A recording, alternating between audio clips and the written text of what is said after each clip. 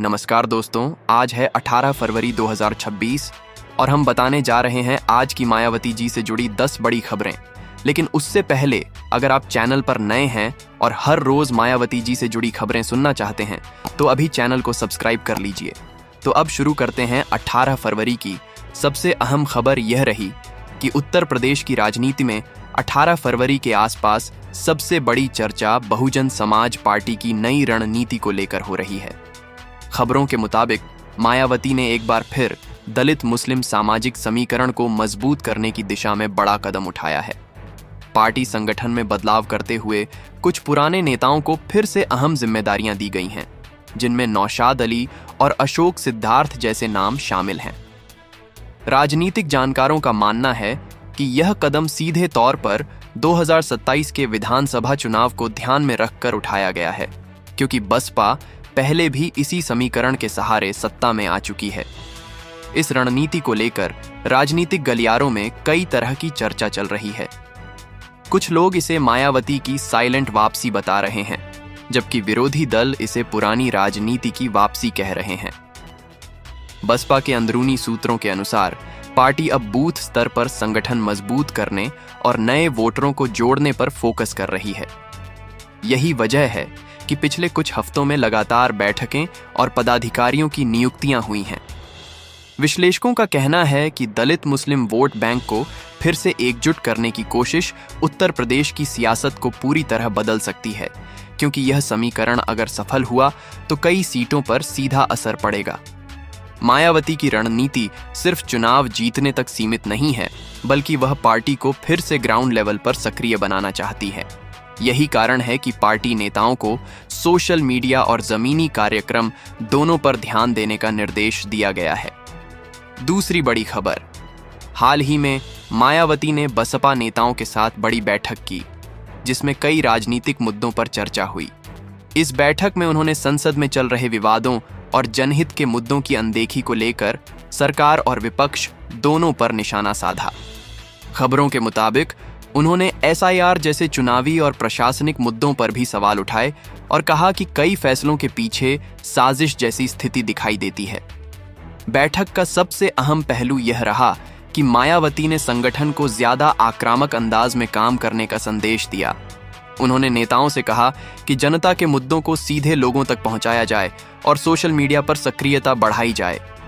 इस बैठक के बाद बसपा के कई जिला स्तर के कार्यक्रम भी तय किए गए, जिससे साफ है कि पार्टी आने वाले महीनों में ज्यादा एक्टिव मोड में दिख सकती है। राजनीतिक विश्लेषकों के अनुसार मायावती का यह अंदाज दर्शाता है कि वह अब सिर्फ बयानबाजी तक सीमित नहीं रहना चाहती, बल्कि संगठन को नए सिरे से तैयार करने में लगी हैं। बैठक के बाद कई नेताओं ने यह भी कहा कि बसपा अब जमीन पर ज्यादा दिखाई देगी और आने वाले चुनाव से पहले बड़े स्तर पर अभियान चलाए जा सकते हैं। तीसरी बड़ी खबर, यूपी बजट 2026-27 को लेकर भी मायावती का बयान सुर्खियों में रहा। उन्होंने राज्य सरकार के बजट के क्रियान्वयन पर सवाल उठाते हुए कहा कि योजनाओं का लाभ सही तरीके से गरीबों तक नहीं पहुंच रहा है। इस मुद्दे पर राजनीतिक बयानबाजी भी तेज हो गई, क्योंकि डिप्टी CM और विपक्षी नेताओं के बीच सोशल मीडिया पर जुबानी जंग छिड़ गई थी। मायावती का आरोप है कि बजट में जो वादे किए जाते हैं वे अक्सर कागजों तक ही सीमित रह जाते हैं। उन्होंने कहा कि असली चुनौती योजनाओं को जमीन पर लागू करने की है और सरकार को इस पर गंभीरता से काम करना चाहिए। बसपा प्रमुख के इस बयान को राजनीतिक रूप से भी अहम माना जा रहा है, क्योंकि वह खुद को गरीब और दलित वर्ग की आवाज के रूप में पेश कर रही है। विश्लेषकों का कहना है कि बजट पर दिया गया यह बयान सिर्फ आर्थिक मुद्दा नहीं है, बल्कि यह राजनीतिक संदेश भी है कि बसपा आने वाले चुनावों में विकास और सामाजिक न्याय जैसे मुद्दों को प्रमुखता देगी। इसी वजह से पार्टी नेताओं को निर्देश दिया गया है कि वे स्थानीय स्तर पर सरकारी योजनाओं की स्थिति का आकलन करें और जनता के बीच चर्चा बढ़ाएं। चौथी बड़ी खबर, अंतर्राष्ट्रीय मुद्दों पर भी मायावती का बयान चर्चा में रहा है। भारत अमेरिका ट्रेड डील और टैरिफ को लेकर उन्होंने कहा कि किसी भी समझौते के असर का सही आकलन तभी किया जा सकता है जब वह पूरी तरह लागू हो जाए।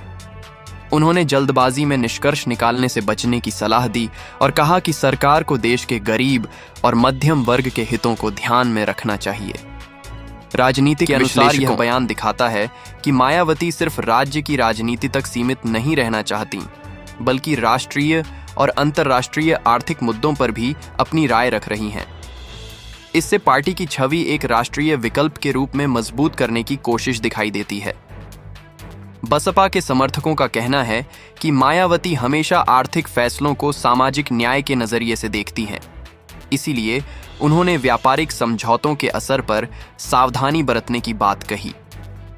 वहीं विपक्षी दलों का मानना है कि यह बयान चुनावी रणनीति का हिस्सा है, जिससे वह राष्ट्रीय स्तर पर अपनी राजनीतिक मौजूदगी बनाए रखना चाहती है। 5वीं बड़ी खबर। उत्तर प्रदेश की सियासत में एक और चर्चा मायावती के नए राजनीतिक कदमों और उनके आवास से जुड़ी खबरों को लेकर भी रही। कुछ रिपोर्ट्स में दावा किया गया कि उनके नए बंगले या राजनीतिक गतिविधियों ने विपक्षी दलों की चिंता बढ़ा दी है और इससे चुनावी माहौल में हलचल तेज हुई है। हालांकि इन खबरों को लेकर अलग अलग तरह की राजनीतिक व्याख्याएं सामने आ रही हैं, क्योंकि चुनावी दौर में हर गतिविधि को राजनीतिक नजरिए से देखा जाता है। राजनीतिक विशेषज्ञों का कहना है कि मायावती लंबे समय से शांत रणनीति के साथ काम करती रही हैं और अचानक सक्रियता बढ़ाना उनके पुराने राजनीतिक स्टाइल का हिस्सा रहा है। इसलिए उनके किसी भी कदम को सीधे चुनावी तैयारी से जोड़कर देखा जा रहा है। बसपा के कार्यकर्ताओं में भी इन खबरों के बाद उत्साह दिखाई दे रहा है, क्योंकि उन्हें लगता है कि पार्टी फिर से बड़े स्तर पर वापसी की तैयारी कर रही है। वहीं विपक्ष इसे सिर्फ राजनीतिक माहौल बनाने की कोशिश बता रहा है। 6ठी बड़ी खबर। बसपा सुप्रीमो मायावती से जुड़ी आज की बड़ी खबरों में सबसे ज्यादा चर्चा पार्टी के संगठनात्मक फेरबदल को लेकर रही। हाल ही में उन्होंने पार्टी के अंदर बड़ा बदलाव करते हुए कई नेताओं की जिम्मेदारियां बदलीं, जिसमें नौशाद अली को यूपी के 4 अहम मंडलों की जिम्मेदारी और अशोक सिद्धार्थ को राष्ट्रीय स्तर पर बड़ी भूमिका दी गई।